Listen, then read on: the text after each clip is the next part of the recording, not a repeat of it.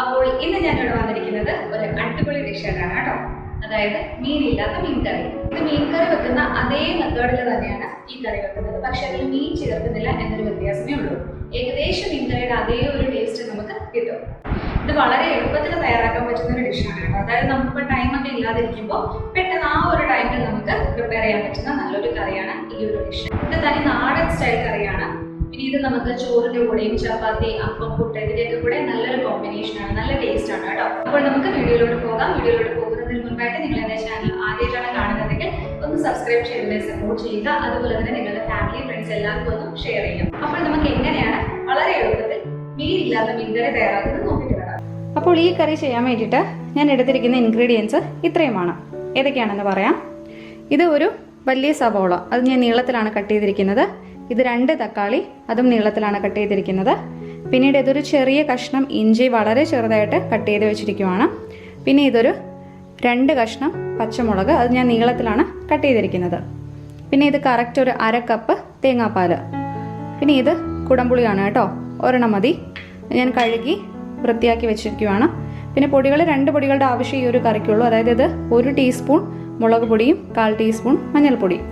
പിന്നെ ഇതെന്ന് വെച്ച് കഴിഞ്ഞാൽ ഇത് കറക്റ്റ് ഒരു 3 കഷ്ണം ചെറിയുള്ളിയാണ്. ഞാൻ വളരെ കുഞ്ഞായിട്ടാണ് കട്ട് ചെയ്തിരിക്കുന്നത്. പിന്നെ ഒരു തണ്ട് കറിവേപ്പില. അപ്പോൾ ഇത് നമ്മൾ വെച്ചിരിക്കുന്ന ലാസ്റ്റ് നമുക്ക് താളിച്ച് ചേർക്കാൻ വേണ്ടിയിട്ടാണ് കേട്ടോ. അപ്പോൾ ഇത്രയും സാധനങ്ങൾ വെച്ചിട്ട് നമുക്ക് എങ്ങനെയാണ് ഈ കറി തയ്യാറാക്കുന്നത് നോക്കാം. അപ്പോൾ നമുക്ക് കറി വെക്കാൻ ആവശ്യമായിട്ടുള്ള ഒരു പാത്രം, ഞാനിവിടെ ഒരു കടായിയാണ് എടുത്തിരിക്കുന്നത്. നിങ്ങൾക്ക് ചട്ടി ഉണ്ടെങ്കിൽ ചട്ടിയിൽ വെച്ചോളൂ, അതായിരിക്കും ഏറ്റവും നല്ലത്.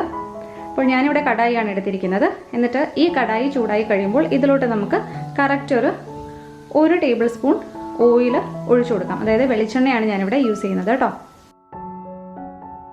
എന്നിട്ട് എണ്ണയൊന്ന് നന്നായിട്ട് ചൂടായിട്ട് വരുമ്പോൾ ആദ്യമായിട്ട് നമുക്ക് ഇതിലോട്ട് ഒരു 2 തണ്ട് കറിവേപ്പില ചേർത്ത് കൊടുക്കാം. അപ്പോൾ നമ്മുടെ എണ്ണയൊക്കെ ഇവിടെ നന്നായിട്ട് ചൂടായിട്ട് വന്നിട്ടുണ്ട്. ഇനി ഇതിലോട്ട് നമുക്ക് കറിവേപ്പില ചേർത്ത് കൊടുക്കാം. ഇനി നമുക്ക് ഇതിലോട്ട് സവോള ആഡ് ചെയ്തിട്ട് കൊടുക്കാം. പച്ചമുളക് ചേർത്ത് കൊടുക്കാം. പിന്നെ ഇഞ്ചിയും കൂടെ ഇട്ട് കൊടുക്കാം. എന്നിട്ട് ഇത് 3ഉം കൂടി ഇട്ടിട്ട് നല്ലതുപോലെ ഒന്ന് വഴറ്റി കൊടുക്കാം. സവോള വഴണ്ട് വരുമ്പോഴത്തേക്ക് നമുക്ക് ഇതിലോട്ട് നമ്മുടെ പൊടികൾ ചേർത്ത് കൊടുക്കാം കേട്ടോ.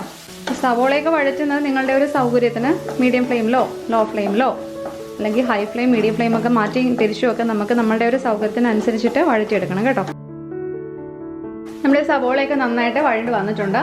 ഇനി ഇതിലോട്ട് നമുക്ക് നമ്മളുടെ പൊടികൾ ആഡ് ചെയ്തിട്ട് കൊടുക്കാം. ആദ്യം മുളക് പൊടി ചേർത്ത് കൊടുക്കാം. ഇനി മഞ്ഞൾപ്പൊടി കൂടി ചേർത്ത് കൊടുക്കാം. എന്നിട്ട് ഇത് 2ഉം കൂടിയിട്ട് വഴറ്റി ഇതിന്റെ പച്ചമണം മാറുന്നത് വരെ നമുക്കിത് വഴറ്റി കൊടുക്കാം. ലോ ഫ്ലെയിമിൽ ഇട്ടിട്ട് വേണം ചെയ്യാനായിട്ട്. ഇതിപ്പോൾ വളരെ എളുപ്പത്തിൽ നമുക്ക് ചെയ്യാൻ പറ്റുന്ന ഒരു കറിയാണ്. കാരണം ഇപ്പം നോൺ വെജ് ആയിട്ടുള്ളവർക്കൊക്കെ മീൻ കറിയുടെ ഏകദേശം ഒരു ടേസ്റ്റ് കിട്ടുന്ന ഒരു കറിയാണത്. അപ്പോൾ ഇതുപോലത്തെ റിലേറ്റഡ് ആയിട്ടുള്ള റെസിപ്പീസ് ഞാൻ മീൻ കറിയൊക്കെ ഇട്ടിട്ടുണ്ട്. നിങ്ങൾക്ക് എൻ്റെ പ്ലേലിസ്റ്റിൽ നോക്കിക്കഴിഞ്ഞാൽ കാണാനായിട്ട് പറ്റും. അല്ലെങ്കിൽ ഞാൻ മുകളിൽ സജഷനായിട്ട് ഞാൻ കൊടുക്കാം, ലിങ്ക് കൊടുക്കാം. അപ്പം നിങ്ങൾ അത് ക്ലിക്ക് ചെയ്ത് കഴിഞ്ഞാൽ ഡയറക്റ്റായിട്ട് ആ ഒരു റെസിപ്പിയിലോട്ട് പോകും. അപ്പം നിങ്ങൾക്ക് മീൻ കറിയുടെ റെസിപ്പിയൊക്കെ എൻ്റെ ചാനലിൽ കാണണമെന്നുണ്ടെങ്കിൽ ഈ മുകളിലത്തെ ലിങ്കിലൊന്ന് ക്ലിക്ക് ചെയ്താൽ മതി കേട്ടോ. അപ്പോൾ നമ്മളുടെ പൊടികളുടെ പച്ചമണമൊക്കെ മാറി വന്നിട്ടുണ്ട്. ഇനി ഇതിലോട്ട് നമുക്ക് തക്കാളി ആഡ് ചെയ്തിട്ട് കൊടുക്കാം. 2 തക്കാളി നീളത്തിൽ കട്ട് ചെയ്ത് വെച്ചിരിക്കുകയാണ് കേട്ടോ. ഇതിൻ്റെ കൂട്ടത്തിൽ തന്നെ നമ്മൾ എടുത്തു വെച്ചിരിക്കുന്ന കുടംപുളിയില്ലേ, അതും കൂടി ഇട്ട് കൊടുക്കാം. എന്നിട്ട് ഇതിട്ട് നന്നായിട്ട് അത് വഴറ്റിയെടുക്കാം. തക്കാളി നല്ല പേസ്റ്റ് പോലെ ആകണം കേട്ടോ. അപ്പോൾ തക്കാളി നീളത്തിൽ കട്ട് ചെയ്തിരിക്കുന്നതുകൊണ്ട് പെട്ടെന്ന് വഴണ്ട് കിട്ടും. അത് ചെറിയൊരു ടിപ്പാണ് കേട്ടോ. തക്കാളി ചെറുതായിട്ട് കട്ട് ചെയ്യുന്നതിനേക്കാളും പെട്ടെന്ന് വഴണ്ട് കിട്ടുന്നത് നീളത്തിൽ കട്ട് ചെയ്യുമ്പോഴാണ്. ഇതെനിക്ക് ആര് പറഞ്ഞു തന്നെയാണെന്ന് എനിക്ക് ഓർമ്മയില്ല, പക്ഷേ എവിടെയോ ഞാൻ കേട്ടിട്ടുണ്ട്. അങ്ങനെ അതിനുശേഷം ഞാൻ ഇങ്ങനെ ഈ ഒരു രീതിയിൽ ചെയ്യുമ്പോൾ എനിക്കും ഫീൽ ചെയ്തിട്ടുണ്ട് തക്കാളി പെട്ടെന്ന് വഴണ്ട് വരുന്നതായിട്ട് നീളത്തിൽ കട്ട് ചെയ്യുമ്പോൾ. അപ്പം നിങ്ങൾക്കിത് ഉപകാരപ്രദമാവുമെങ്കിൽ ആകട്ടെ എന്ന് കരുതിയിട്ടാണ് ഞാനിപ്പോൾ പറഞ്ഞത്. നമ്മുടെ തക്കാളിയൊക്കെ നന്നായിട്ട് വഴണ്ട് വന്നിട്ടുണ്ട്. ഇനി ഇതിലോട്ട് കറക്റ്റ് ഒരു കപ്പ് ചൂടുവെള്ളം ചേർത്ത് കൊടുക്കാനായിട്ട് പോവാണ് കേട്ടോ. ഇതിപ്പോൾ കറിയുടെ ഒരു ഗ്രേവിക്ക് വേണ്ടിയിട്ടാണ് നമ്മൾ ഈ 1 കപ്പ് വെള്ളം എടുക്കുന്നത്. നിങ്ങൾക്ക് കുറച്ചുകൂടെ ഗ്രേവി വേണമെന്നുണ്ടെങ്കിൽ ഇത്തിരിയുടെ വെള്ളം ആഡ് ചെയ്യാം. അപ്പോൾ ഞാനിവിടെ യൂസ് ചെയ്തിരിക്കുന്ന കപ്പ് എന്ന് പറയുന്നത് 250 മില്ലിയുടെ കപ്പാണ് കേട്ടോ. 250 ml കപ്പാണ്. ഇനി ഇതിലോട്ട് നമുക്ക് ആവശ്യത്തിന് ഉപ്പ് ചേർത്ത് കൊടുക്കാം. നമ്മൾ ഇതുവരെ ഉപ്പ് ഇതിനകത്ത് ചേർത്ത് കൊടുത്തിട്ടില്ലായിരുന്നു. ഇനി ഉപ്പ് ഇതിലോട്ട് ആഡ് ചെയ്തിട്ട് കൊടുക്കാം. അപ്പോൾ ഞാനിവിടെ ഉപ്പ് ചേർത്ത് കൊടുത്തിട്ടുണ്ട്. ഇനി ഈ കറി ഒന്ന് തിളച്ച് കഴിയണം. തിളച്ച് കഴിഞ്ഞിട്ട് നമുക്ക് ഇതിലോട്ട് റെഡിയാക്കി വെച്ചിരിക്കുന്ന തേങ്ങാപ്പാൽ ആഡ് ചെയ്തിട്ട് കൊടുക്കാം.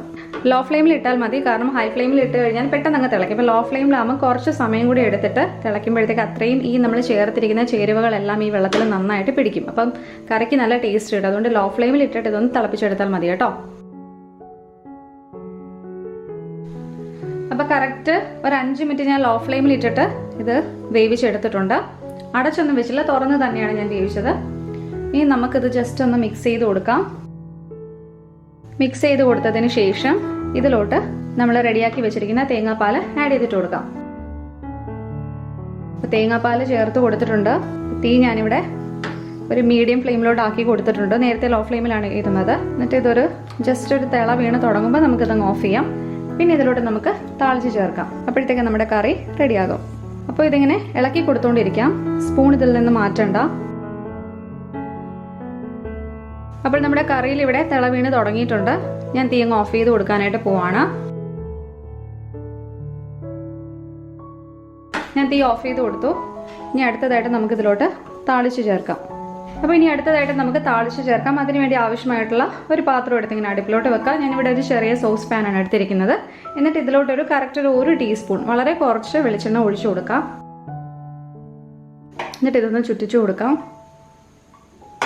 എന്നിട്ട് ഈ എണ്ണയൊന്ന് ചൂടായി കഴിയുമ്പോൾ ഇതിലോട്ട് ആദ്യം നമുക്ക് ചെറിയുള്ളി ഇട്ട് കൊടുക്കാം.